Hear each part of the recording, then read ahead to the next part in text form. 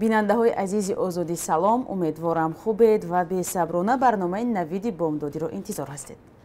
имрӯз 16 декабр аст ва ман Сарфинӯзи Рӯҳулло то 10 дақиқаи дигар бо шумо хоҳам буд. Соат дар душанбе 11. имрӯз дар барнома ронандаи тоҷик гуфт мусофирон аз савор шудан ба мошинаш ҳарос доранд.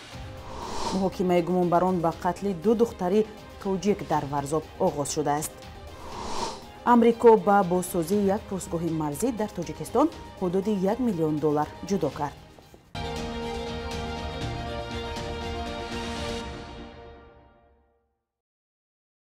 абдусаттор пир муҳаммадзода, ронандаи таксӣ дар душанбе мегӯяд, пас аз нашри як навор дар бораи мушкилиҳои ҷомеа ки вокунишҳои зиёдеро ба бор овард, мусофирон аз савор шудан ба мошинаш ҳарос доранд. Навори муроҷиати ӯ рӯзи 16 ноябр дар шабакаи фейсбук гузошта шуд ва дар муддати кӯтоҳ ба мавзӯи суҳбати хосу ом табдил ёфт. вай аз бекорӣ дар Тоҷикистон, таъини ҷаримаҳои ҳангуфт, нисбати ронандаҳо ва бетаваҷҷуҳии мақомот ба сарнавишти мардум суҳбат мекард. Бо гузашти як моҳ аз нашри ин навор, абдусаттор пир муҳаммадзода рӯзи 15 декабр дар як суҳбат бо ҳамкорони мо гуфт, интизор надошт нашри навораш ба вокунишҳои зиёде рӯбарӯ мешавад. дар пайи нашри навори пир муҳаммадзода дар шабакаҳои иҷтимоӣ суҳбатҳое аз эҳтимоли бозпурсии ӯ аз сӯи мақомоти кишвар садо медод. худи вай тасдиқ намуд ки баъди навор ба мақомот даъват карданд ва ҳам намояндагони мақомот ба хона омада ҳамроҳаш суҳбат карданд. аммо абдусаттор пир муҳаммадзода афзуд ки муносибати намояндагони мақомоти қудратӣ ҳамроҳаш бад набуда, бо ҳамдигарфаҳмӣ анҷом ёфтааст. як шом аз тарафи автоцентр ба сӯи садбарг меомадам ки фурӯшгоҳи садбарг як мард дар пеши мошин нишаставу бо диққат аввал як нигоҳ карду, баъд аҳамият надод чӣ шуда мехел. Дигар баъд яду кас ҳамихел манъ карду, не бо рафтан гиред гуфт ака гуфтам ҳавлатон ба худо. дар роҳ баромадем, ба наздикҳои садбарг расидем ва он мард гуфт бубахшед додарам, шумо фалони одам нестед? гуфтам бале. хайр хеле дуо дод аввалан ва як гапаш баъд ҳамаи ин моҷароро, ҳамаи ин як муамморо бароям бозгӯ кард, бозкушоӣ кард. он мард гуфт медонӣ барои чӣ он мардум аввалан манъ карданду баъд гуфтанд не ҳай кун ҳай кун. гуфтам чӣ? гуфт мардум метарсанд ки дар мошини ту дигар нишинанд. бинандаҳои азиз, суҳбати комил бо абдусаттор пир муҳаммадзодаро метавонед дар вебсайти радиои озодӣ хонед ва ҳам дар ахбори озодӣ тамошо кунед. амрико барои навсозии постгоҳи сарҳадии чалдовар дар вилояти Хатлон қариби $1 миллион медиҳад. Сафорати Иёлоти Муттаҳида дар душанбе рӯзи 15 декабр хабар дод ки постгоҳи чалдовар бо ҳамкории раёсати созмони милал оид ба мубориза бо қочоқи маводи мухаддир ва ҷинояткорӣ аз навсозӣ мешавад. ба гуфтаи сарчашма, постгоҳи чалдовар дар ноҳияи шаҳри Туз ҷойгир буда, гуфта мешавад бо $995,000 дар давоми як соли оянда барқарор карда мешавад. Тоҷикистон бо Афғонистон аз 1400 км зиёдтар сарҳад дорад. хатари гузаштани қочоқчиён ва гурӯҳҳои мусаллаҳи ифротӣ яке аз ташвишҳои Тоҷикистон мемонад.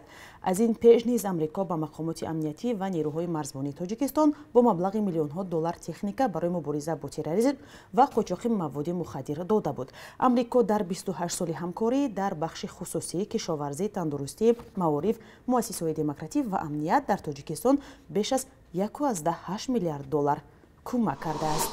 барномаи ҷаҳонии озуқаи созмони милали муттаҳид ба Тоҷикистон 180 тонна равғани растанӣ тақдим кардааст ва қарор аст то охири соли ҷорӣ боз 123 тоннаи дигар равғани растанӣ оварда мешавад. ин кӯмаки башардӯстона аз ҷониби Русия маблағгузорӣ шудааст ки мувофиқи ёддошти ҳусни тафоҳум байни барномаи ҷаҳонии озуқа ва вазорати ҳолатҳои фавқулоддаи Русия барои таҳкими амнияти озуқавории Тоҷикистон дар соли 2020 аст. дар доираи ин маблағгузорӣ ба Тоҷикистон аллакай 3000 тонна орди витаминдор низ оварда шудааст. кӯмаки хӯроквории мазкур қисмате аз барномаи ғизоии мактабии барномаи созмони ҷаҳонии озуқа мебошад ки зиёда аз 5 миллион хонандагони синфҳои 1 то 4 2000 мактабҳои деҳоти Тоҷикистонро фаро мегирад. барномаи ғизоии мактабӣ бузургтарин лоиҳаи барномаи ҷаҳонии озуқа дар Тоҷикистон мебошад ки дар баробари таъмини муассисаҳои таълимӣ бо хӯрокворӣ, ҳамчунин ба таҷдиди низоми ғизои мактабӣ дар Тоҷикистон аз ҷумла таъмир ва сохтмони ошхонаву нонвойхона ва гармхона дар мактабҳо ки барои он аз соли 2012 русия беш аз 28 миллион доллар маблағ ҷудо кардааст мусоидат менамояд. Додситони додгоҳи байналмилалии Гаага дархости як гурӯҳ аз уйғурҳои берун аз Чинро дар бораи Муҳокимаи Пекин барои саркӯби мусалмонҳо рад кардааст. Дар ин дархост номи Тоҷикистон ба унвони кишваре ёд шуда буд, ки бо дархости Чин уйғурҳоро аз қаламраваш меронад. Уйғурҳои берун аз Чин даъво карда буданд, ки амалҳои Пекин дар заминаи наслкушӣ ва ҷиноят алайҳи башарият таҳқиқ шавад. Ба иттилои хабаргузории Франс пресс, уйғурҳо як парвандаи калони бо далелеро ба додгоҳ супурданд, ки Чинро ба нигаҳдории беш аз 1 миллион уйғур ва ақалиятҳои дигари мусалмон дар урдугоҳҳои бозтарбия ва нозор кардани занон бо зур муттаҳам мекунанд. Аммо дафтари додситон рӯзи 14 декабр гуфтааст, қодир нест даст ба иқдоме бизанад, чун он иддао мешавад дар қаламрави Чин сурат гирифтааст ва ин кишвар узви додгоҳи байналмилалии ҷиноии Гаага нест. Дар гузориши солонаи додгоҳи байналмилалии Гаага омадааст, ҳеҷ асосе барои даъвои ҷудогона барои иддаои ихроҷи маҷбурии уйғурҳо аз Тоҷикистон ва Камбоҷа ба Чин вуҷуд надорад. Додгоҳи шаҳри Душанбе рӯзи 10 декабр ба муҳокимаи ду ҷавон оғоз кард, ки ба қатли ду духтар дар ҳудуди ноҳияи Варзоб гумонбаранд. Ҷасади Замирамо Ҳайдароваи 29 сола ва Меҳрафрӯз Холмирзои 19 соларо тобистони имсол дар маҳаллаи Харангон ёфтанд. Яке аз онҳо 2 солу 8 моҳ ва дигаре 5 моҳ бедарак буд. Нуриддин Маликзода, корманди додгоҳи шаҳри Душанбе, мегӯяд, дар курсии айбдорӣ Дониёр Сафаров ва Саъдулло Раупов нишастанд, ки бар асоси моддаи куштор муҳокима мешаванд. Дар сурати тасдиқи иттиҳом ба онҳо аз 15 то 25 соли маҳрумӣ аз озодӣ ё ҳабси якумрӣ таҳдид мекунад. ҷузъиёти дигари мурофиа маълум нест. қаблан ду гумонбар дар наворе ки тавассути мақомоти корҳои дохилӣ паҳн шуд, бо гуноҳи худ иқрор шуда, ҷои ҳодисаро нишон доданд. Маълум нест он таҳти чӣ шароит ба даст омадааст. хонаводаи гумонбарон ва ё вакилони мудофиашон то кунун дар ин бора ибрози назар накардаанд. Владимир Путин, раиси ҷумҳури Русия, баъд аз 6 ҳафтаи интихоботи президентии Амрико хомӯширо шикаст ва Ҷо Байденро барои пирӯзӣ табрик гуфт. ҳайати интихоботии Амрико рӯзи 14 декабр эълон кард, ки номзади ҳизби демократ расман барандаи интихоботи 3 ноябр аст. Вебсайти Кремл 15 декабр навишт, Путин дар паёме ба Ҷо Байден ибрози умед кардааст, ки ду кишвар метавонад ихтилофҳоро канор гузорад ва воқеан ба ҳалли бисёр мушкилоте, ки ҷаҳон ба он рӯбарӯ аст, мусоидат намоянд. Сухангӯи Путин гуфтааст, раиси ҷумҳури Русия мунтазири эълони расмии пирӯзии Ҷо Байден буд. эъдоми рӯзноманигори мухолиф Рӯҳулло Зам дар Эрон, ки гӯё фаъолиятҳои онлайниаш ба тазоҳуротҳои зидди ҳукуматии соли 2017 дар он кишвар ташвиқ карданд, вокунишҳои байналмилалиро ба бор овард. Зам рӯзи 12 декабр ба дор овехта шуд. Созмони Ауфи байнулмилал гуфтааст, ки эъдом рафтори бераҳмонаи ҳукумати Эронро нисбат ба мухолифон нишон медиҳад.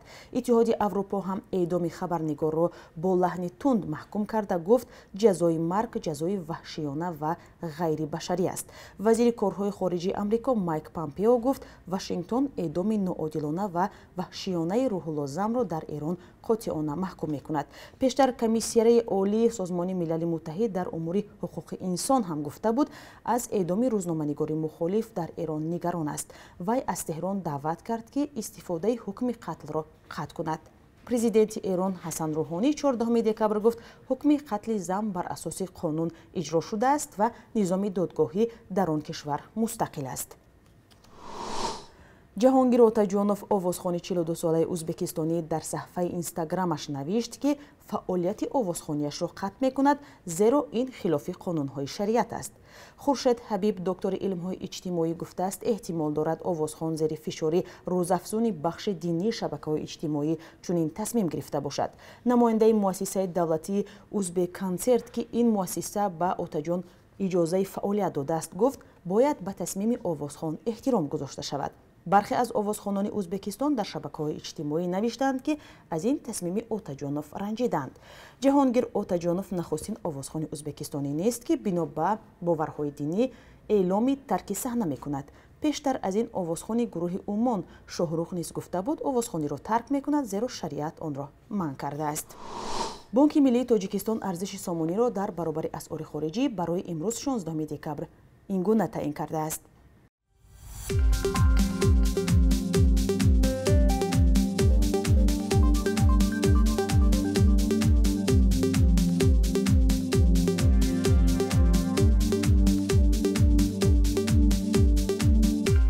бинандаҳои азиз, ин буд чанд хабару гузориш аз Тоҷикистону ҷаҳон ки дар барномаи Навиди бомдодӣ тақдиматон кардем.